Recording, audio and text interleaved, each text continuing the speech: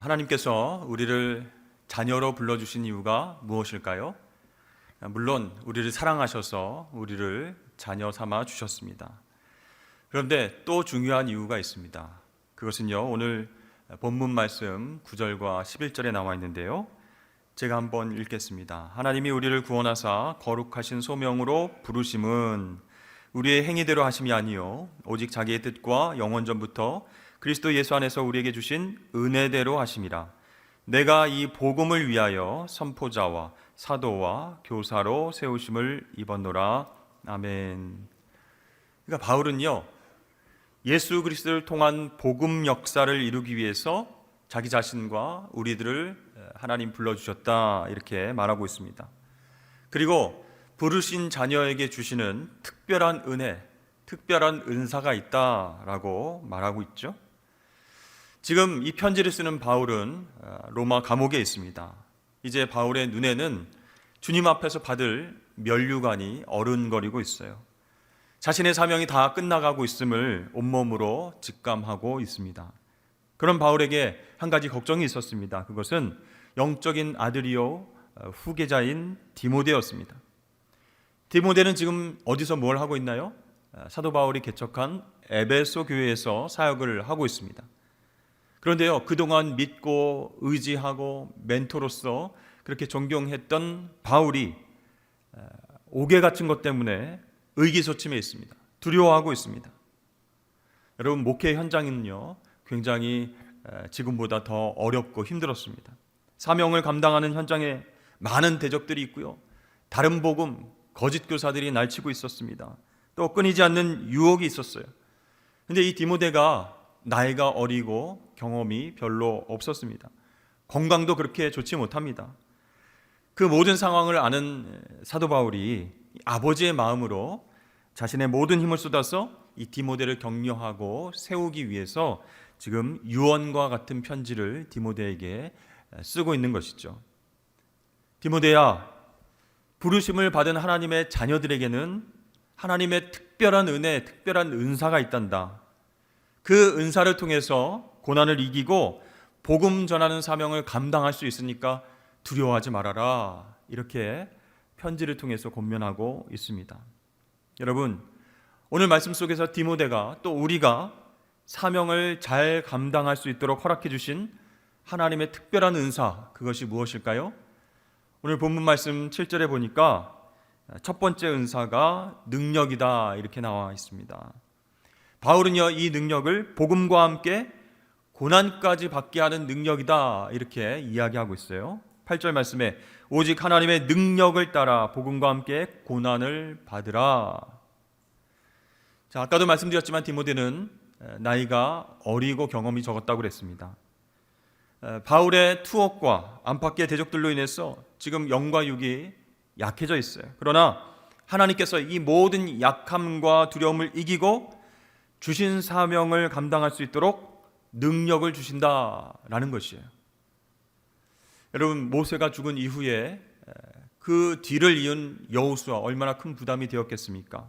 심각한 두려움에 빠졌습니다. 후계자로 세우심을 받고 이제 가나안 땅 나아가서 정복을 해야 되는데요, 그 사명 앞에서 두려워 떨고 있었어요. 하나님께서는 그런 여호수아를 찾아오셔서 말씀하십니다. 강하고 담대하라, 내가 너와 함께하느니라. 이렇게 하나님 만난 여호수아가 담대함으로 나아가게 되었습니다. 모든 두려움을 떨쳐내고 이스라엘 백성들을 다 이끌고 요단강을 건너고 여리고성을 무너뜨렸습니다. 그러니까 나의 능력이 아니라 하나님의 능력이 자신에게 역사하고 있음을 체험했던 것이죠. 그래서 여호수아는 더 담대해져서 마침내 가나안 땅을 정복하고 하나님 주신 사명을 감당할 수 있었습니다. 또 예수님께서 십자가에서 죽으신 직후에 제자들은 두려워서 숨어 있었습니다. 예수의 제자라는 것이 발각되면 우리도 주님처럼 십자가에서 죽겠다, 이런 생각 때문에 벌벌 떨면서 숨어 있었습니다. 그때 부활하신 주님이 제자들을 찾아오셨습니다. 이 제자들은요, 사망 권세를 이기시고 진짜 부활하셔서 찾아오신 예수님을 만났습니다. 그리고 그들을 사로잡고 있었던 그 두려움의 사슬에서 벗어나서 놀라운 하나님의 능력을 체험하게 됩니다. 예수님께서 부활 승천하신 이후에 약속하신 성령을 오순절날 부어주셨죠. 불같이 바람같이 임한 그 성령의 임재를 체험한 제자들이요, 다락방 문을 힘차게 열어젖히고 밖으로 나아가서 담대하게 복음을 전하게 되었습니다. 그렇습니다. 부르신 하나님의 자녀들에게 주시는 은사는 바로 능력이라는 것이에요. 어떤 능력을 은사로 주십니까? 특별히 두려움을 이겨내는 능력을 우리에게 주시는 줄로 믿습니다. 그래서 이 복음과 함께 고난까지도 이겨낼 수 있게 된다라고 바울은 권면하고 있는 것이죠. 지난주 금요일에 목자 연수가 시작됐습니다. 각 동산마다 새롭게 세워진 목자분들이 계셔서 함께 환영을 했습니다. 그런데요, 이 새롭게 된 목자분들이 많이 두려워하실 것 같아요. 내가 리더가 되어서 어떻게 이 목장교회를 인도를 할까? 모였을 때 예배를 어떻게 인도를 할까? 나보다 신앙 좋으신 분들 많을 텐데 내가 과연 목자로서 잘 감당할 수 있을까? 고민과 걱정과 두려움이 많으실 것입니다. 또한 1:1 제자 양육이 이제 곧 시작되게 될 텐데, 양육을 하시는 분들이 동반자들을 만나면 내가 어떻게 이 말씀을 가르칠 수 있을까? 어떻게 삶을 적용하면서 인도해낼 수 있을까? 두려워하시는 분들도 계실 것입니다. 그런데 여러분, 하나님께서 우리를 그 자리로 부르셨기 때문에 걱정할 것이 없습니다.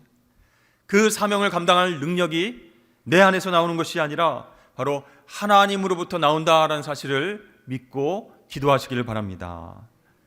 그때 하나님께서 우리에게 능력을 주시는 거예요. 감당할 수 있는 귀한 능력을 주십니다. 여러분, 모세와 여호수아, 또 사도 바울과 디모데, 그렇게 능력을 계속해서 연이어 허락하여 주신 하나님께서 저와 여러분들에게도 사명을 감당할 때 생기는 그 두려움을 극복할 수 있는 구체적인 능력을 허락하실 줄로 믿습니다. 자, 하나님께서 우리에게 사명을 잘 감당하도록 주시는 두 번째 은사는 바로 사랑입니다. 이 사랑은요, 능력과 짝을 이룬다라고 말할 수 있습니다.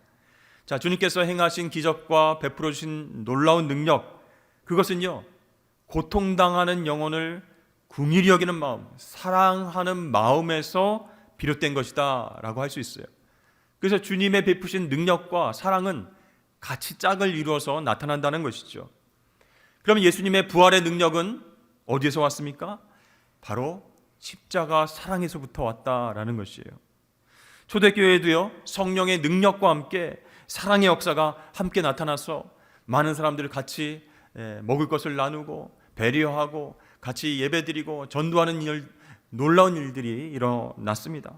또 가난하고 불쌍한 그 민족들을 사랑하는 마음이 놀라운 선교의 역사를 이루게 한다라는 것이죠. 또 교회 안에서 서로 사랑하고 섬기는 마음이 하나님의 교회, 하나님 나라를 세우는 능력이 된다라는 것이죠. 그래서 사도 바울은요, 사랑과 기도로 디모데를 후원하고 권면했습니다. 그래서 디모데는요, 비록 옥중에 있는 바울이 편지글로 권면하고 힘을 줬지만 하나님의 능력을 경험하면서 사명을 감당할 수 있었습니다. 그러므로 여러분, 사랑의 은사를 사모하실 수 있기를 주의 이름 축복합니다. 이 사랑이라고 하는 것은요, 내 안에서 나오는 것은 한계가 있어요. 바로 하늘의 능력을 받아서 이 사랑을 펼칠 수 있어야 됩니다. 그렇기 때문에 모든 두려움을 이기는 힘이 된다라는 것이죠. 교통사고가 나서요, 아이가 차 밑에 깔리게 되었을 때 한숨에 달려가가지고 차를 들고 아이를 꺼내내는 그 어머니의 이야기를 여러분 들어보셨을 것입니다. 어떻게 그것이 가능할까요?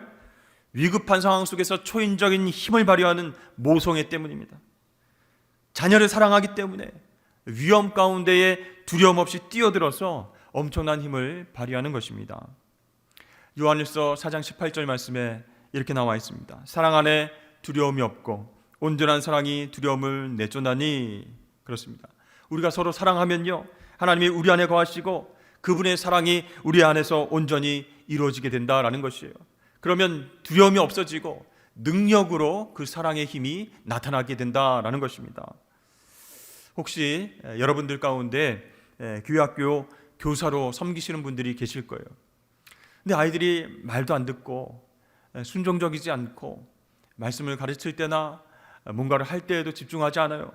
그럼 어떤 생각이 들겠습니까? 아이고, 내가 지금 이 뭐 하는 짓인가?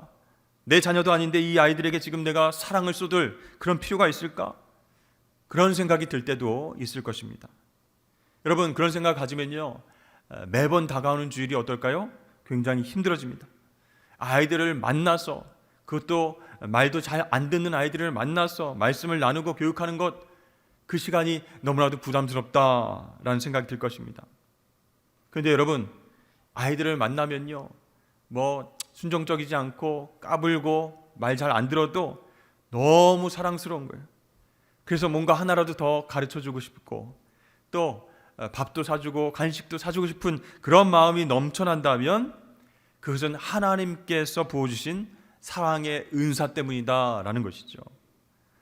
여러분, 그 사랑이 교사로서의 사명을 끝까지 감당하게 해주는 은사가 된다라는 것입니다. 그래서 우리는 하나님께서 주시는 은사 중에 사랑의 은사를 사모해야 될 줄로 믿습니다. 자, 사명을 감당하도록 주시는 세 번째 은사는 무엇인가? 바로 절제하는 마음입니다. 성경이 말하는 절제는요, 자기를 잘 다스릴 수 있는 그런 능력을 의미합니다. 그러니까 자신의 감정이나 욕망이나 어떤 충동, 그것뿐만 아니라 말과 행동을 하나님 뜻과 하나님 말씀에 맞추는 것, 그것이 절제라고 할 수 있습니다. 근데 성경을 보면요, 이 절제에 관한 말씀이 많은데 이 삶의 다양한 부분에 있어서 절제가 필요하다 이렇게 가르쳐주고 있습니다. 방종에 빠지지 않도록 자기를 다스리라 이렇게 말하기도 하고요, 술의 유혹을 다스리라, 술 취하지 말라, 이는 방탕한 것이다 이렇게 말씀합니다. 또 말하는 것, 행동하는 것, 정욕, 이 부분에도 절제가 필요하다고 강조합니다. 또 물질을 다스리는 절제, 부부 생활에서도 절제, 지식에도 절제가 필요하다. 왜 이렇게 성경 말씀을 보면 절제에 대해서 삶의 모든 영역에서 이렇게 절제가 필요하다고 이야기를 하고 있습니까? 바로 우리가 하나님의 사람이기 때문에, 하나님의 자녀이기 때문에 그렇습니다. 하나님의 자녀, 하나님의 사람은요, 복음을 전하고 하나님의 뜻을 이룰 거룩한 사명자의 신분이기 때문에 우리 삶의 모든 영역에서 절제가 필요하다, 그렇게 권면하고 있는 것이죠. 그런데요, 사실 우리의 노력만으로 모든 영역에 있어서 절제하는 것 굉장히 어렵습니다. 그러니까 우리 안에서도 충동이 일어나고요, 우리 밖에서도 뭔가 우리를 자극하고요, 그것을 감당할 능력이 우리에게는 없다라는 것이죠. 그래서 하나님께서 절제의 은사를 우리에게 선물로 주신다는 것입니다. 사실 우리는 성경 속에서 자신을 다스리지 못하고 욕망 가운데 충동되어서 넘어지는 많은 사람들을 보게 됩니다. 사울 왕은요, 명예에 충동되어서 실패하고 말았습니다. 삼손은요, 이방 여인 들릴라의 유혹, 그것을 이기지 못해서 넘어졌습니다. 다윗도요, 육체의 정욕을 다스리지 못해서 간음죄와 살인죄를 범하고 순식간에 넘어지게 되었습니다. 모세는 어떻습니까? 한순간에 분노를 참지 못하고 사람을 쳐서 죽이기도 했습니다. 가룟 유다는요, 예수님의 제자로 부르심을 받아서 사명을 감당하고 있는데 사탄의 유혹 때문에 예수님을 팔아 넘겼습니다. 우리는 또한 종종 사회 지도자나 저명한 인사들이 갑자기 추락하면서 그동안 쌓았던 모든 업적들과 또 공적들이 한꺼번에 무너지는 그런 일들도 보게 됩니다. 또 안타까운 것은요, 교회 안에서도 이런 모습들을 많이 찾아볼 수 있다는 것이죠. 여러분, 왜 은혜 받은 사람들이, 하나님의 자녀들이 이렇게 절제하지 못하고 넘어지게 되는 것일까요? 하나님께서 우리에게 주신 그 절제의 은사를 잘 활용하지 못했기 때문입니다. 하나님 주신 절제하는 마음을 따르지 않았기 때문에 한순간에 무너져 내린 것이죠. 여기서 우리는 아주 중요한 교훈을 얻게 됩니다. 바로 하나님께서 주신 절제하는 마음을 따르는 것, 그것을 무시하지 않고 순종하는 것, 그것이 얼마나 중요한가, 그것을 깨닫게 된다는 것이죠. 자, 성경은요, 어떨 때의 절제를 감당할 수 있는가? 바로 성령의 인도함을 따라 행할 때 육체의 욕심을 이길 수 있다라고 말씀하고 있습니다. 그러니까 성령께서 인도하시는 대로 순종할 때 사랑, 희락, 화평, 오래 참음, 자비, 양성, 충성, 온유, 절제, 이 열매를 얻게 된다라고 말씀하고 있어요. 절제하는 일에도 영적인 훈련이 필요하다라고 말씀하고 있습니다. 미국의 스포츠 방송 ESPN에서 20세기 가장 유명한 운동선수 100명을 발표한 적이 있습니다. 그런데요, 그 중에 놀랍게도 동물 한 마리가 포함되어 있습니다. 그것은 시크릿 테리엇이라고 하는 이름의 경주마입니다. 이 말은요, 1991년부터 1995년까지 세계의 경주마 경기를 모두 석권한 뛰어난 말이에요. 이 말이 어떻게 이렇게 뛰어난 경주마가 될 수 있었는가? 거기에 대한 유명한 일화가 있습니다. 이 조련사들이 여러 말들을 함께 훈련을 시킵니다. 그런데요, 일주일 동안 마실 물을 주지 않고 굉장히 힘든 훈련을 시켜요. 그래서 일주일 후에 이 말들을 시냇가로 데려갑니다. 어떻게 됐겠습니까? 모든 말들이 미친 듯이 막 시냇가로 달려갑니다. 물을 먹기 위해서. 일주일 동안 물을 못 마셨으니까 얼마나 힘들었겠습니까? 그러니까 시냇가로 다 달려갑니다. 그때 조련사들이 명령합니다. 멈춰라, 돌아와라, 이렇게 외쳤어요. 그런데요, 모든 말들이 말을 듣지 않습니다. 그대로 달려가서 시냇물을 벌컥벌컥 먹고 있는데 딱 한 마리, 달리던 걸음 멈추고 돌아온 유일한 말이 바로 시크릿 테리엇, 이 한 마리만이 그 조련사의 말에 순종해서 물을 마시지 않고 돌아왔다라고 합니다. 이렇게 조련사의 말을 철저히 따르는 그 훈련에 성공한 시크릿 테리엇, 그 말이 세상에서 가장 뛰어난 최고의 경주마가 될 수 있었다라는 것이죠. 여러분, 우리 예수님은요, 겟세마네 동산에서 기도하심으로 자신의 뜻을 내려놓으시고 하나님 뜻에 순종하심으로 십자가 구속 사역을 완성하셨습니다. 그러니까 여러분, 이 구원의 역사가 쉽게 된 게 아니에요. 철저히 인내하고 절제하신 예수님의 순종의 결과로 만들어진 것이 바로 구원의 역사인 줄로 믿습니다. 바울도 어떻습니까? 능력과 사랑으로 복음을 전하고 그렇게 놀라운 회심의 역사를 경험하고 기적을 베풀고 그런 이후에 날마다 자기를 쳐서 복종시켰다라고 이야기하고 있어요. 왜 그랬죠? 그만하면 잘했잖아요. 그만큼 전도하고 열매 맺으면 정말 훌륭한 것이잖아요. 그러나 사도 바울은 날마다 자기를 쳤습니다. 오라 나는 공고한 자로다, 그렇게 얘기를 했습니다. 나는 죄인 중에 괴수로다, 이렇게 얘기하면서 날마다 회개하고 자기 반성을 했다라는 것이죠. 왜 그렇습니까? 복음이 전파되는 것과 하나님 뜻이 이루어지는 그곳에는 반드시 유혹과 영적 싸움이 있다는 것을 알았기 때문이에요.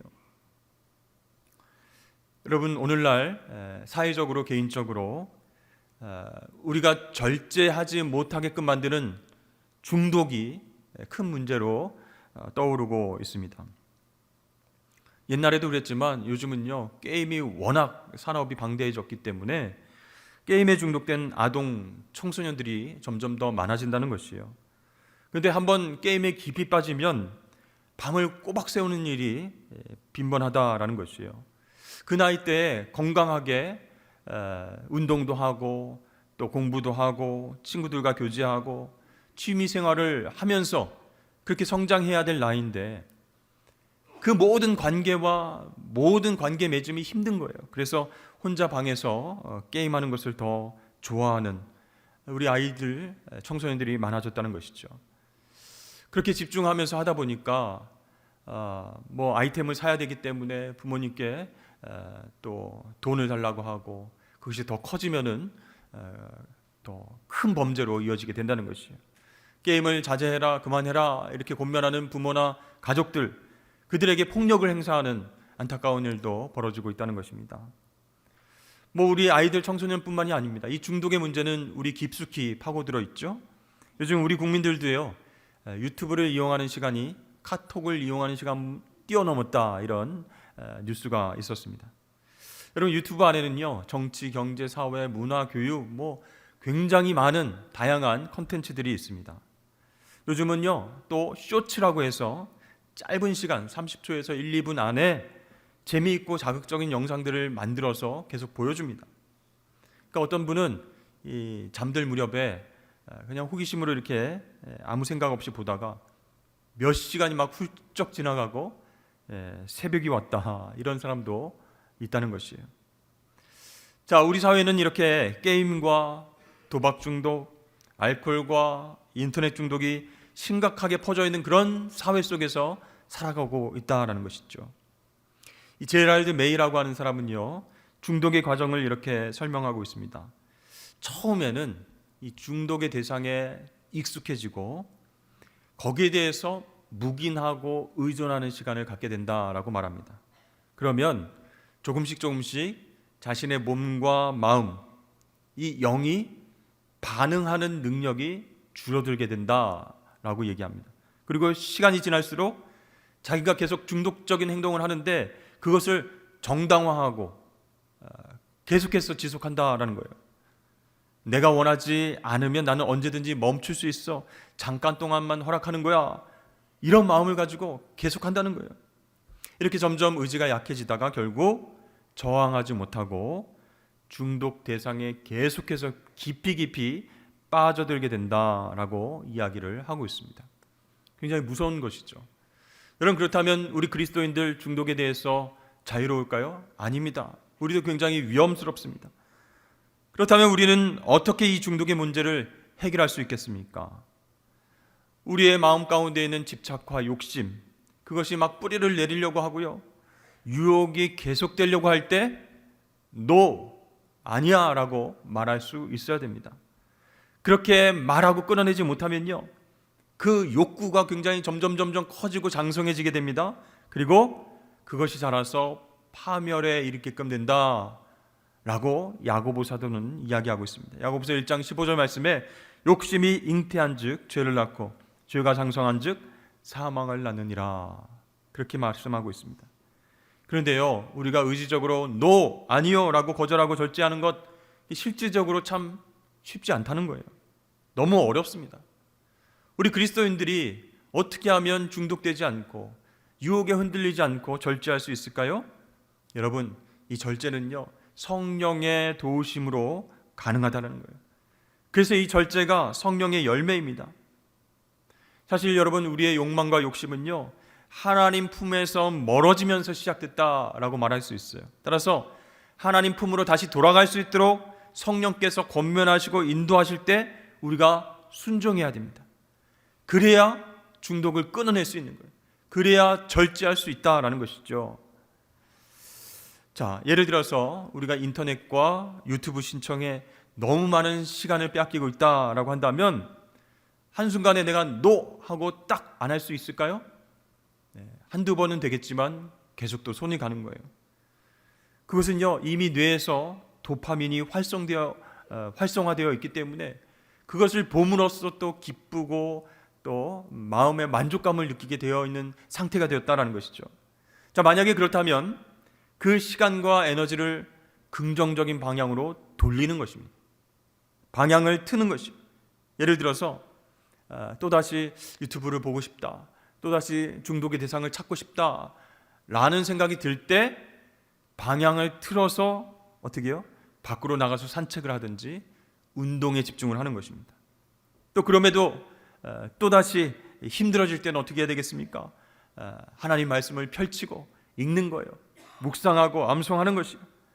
그것도 힘들다라고 한다면 내가 있는 거실, 책상, 안방 이런 부분들 깨끗이 청소하면서 그쪽으로 쏠리려고 하는 에너지를 긍정적인 방향으로 돌려야 된다라는 것이죠.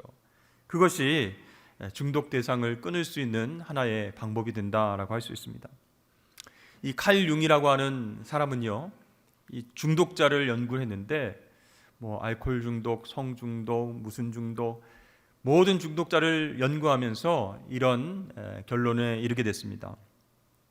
중독자는 근본적으로 하나님과의 관계에 대한 대체물이다.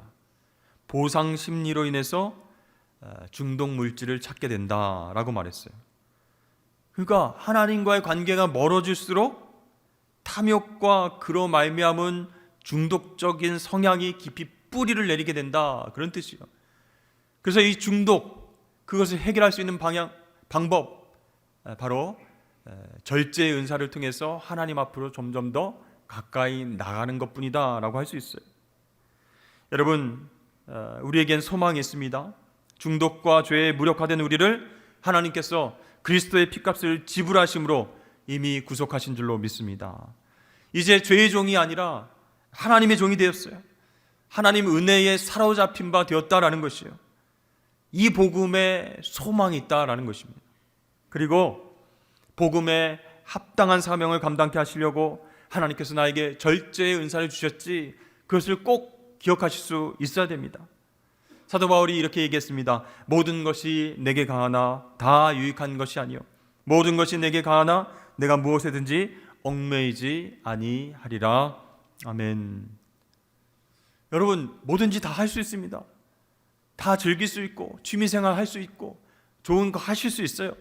그런 자유가 나에게 있지만 절제하면서 그것에 얽매이지 않겠다, 육체의 욕심으로 변질되지 않겠다라고 결단해야 된다라는 것이죠.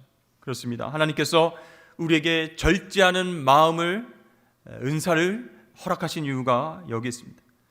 청결한 마음으로 하나님 사람답게 하나님 주신 사명을 감당할 수 있게 하시려고 절제의 은사를 우리에게 주신 거예요. 다시 말하면 부르신 사명의 목적을 이루기 위해서 은사를 주셨다라는 것이죠. 오늘 본문 말씀을 통해서 세 가지 은사를 주셨다, 이렇게 우리가 배웠습니다. 첫 번째, 능력의 은사를 주심으로 말미암아 복음을 위한 고난까지도 이기게 하셨다. 두 번째, 어떤 은사예요? 사랑의 은사를 주셔서 복음과 하나님 나라를 위해서 끝까지 섬기게 하셨다라는 것이죠. 마지막으로 절제의 마음을 주셔서 모든 탐욕과 욕심과 중독에 대해서 NO, 아니야 라고 말하고 성령께 순종하면서 하나님께 더 가까워지고, 그래서 하나님 사명을 감당할 수 있도록 절제 은사를 주셨다라고 말씀하고 있습니다. 사순절을 보내고 있는 우리가 오늘 말씀을 기억하면서 특별히 절제의 열매를 맺는 저와 여러분들 다 되실 수 있기를 주의 이름 축복합니다. 특별히 먹는 것, 보는 것, 즐겨 행하는 것 다 자유입니다. 그러나 그 자유로 또다시 육체의 노예가 되는 것, 그걸 하나님이 원하지 않으시죠. 그래서 우리에게 능력과 사랑과 절제라는 은혜를 주셨다라는 것을 기억하시고, 정말 우리가 중독의 대상, 그 대상으로 가까이 나갈 때에 절제해야지, 성령께서 인도하시는 대로 다시 나아가야지, 방향을 바꿔야지, 이렇게 결단하시는 저와 여러분 되시길 바랍니다. 여러분, 하나님께서 우리를 사랑하셔서 자녀 삼아주시고 사명 감당하기 위해서 은사까지 주셨는데, 그 은사를 활용해서 하나님 부르신 목적에 합당하게 살아가야 되지 않겠습니까? 언제까지 하나님 자녀인 우리가 자라나지 못하고 탐욕과 중독의 유혹에 끌려다니면서 죄의 노예로 살아가야 되겠습니까? 여러분, 사순절 기간 예수님의 십자가 사랑을 묵상하면서 절제를 하나씩 실천해 보실 수 있기를 바랍니다. 나는 이번 주에 음식을 좀 절제하겠어. 나는 이번 주에 놀러 가기로 했던 것, 또 유흥하기로 했던 것, 그것을 좀 절제하겠어. 또 유튜브와 미디어, 인터넷, 이것들을 절제하고 탐욕의 유혹에서 벗어나 보겠어. 이렇게 결단하시면서 노, 아니요라고 당당하게 말하고 성령께서 원하시는 열매를 믿으시는 그런 사순절 기간 되시길 주의 이름으로 간절히 축원합니다.